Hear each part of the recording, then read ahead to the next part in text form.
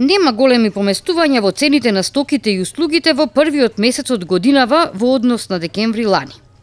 Незначителни 0,3% просечен раст забележале статистичарите. Најмногу поскапеле услугите во угостителството, пошто доаѓаат здравството, храната и пијалоците, тутунот, мебелот, покуќнината. Намалување на цените имало во културата, транспортот, домувањето, водата, електриката. Споредбено со јануари 2012, овој јануари трошоците за живот се зголемени за 3,8%. Ваквите зголемувања континуирано се одразуваат врз стандардот на луѓето.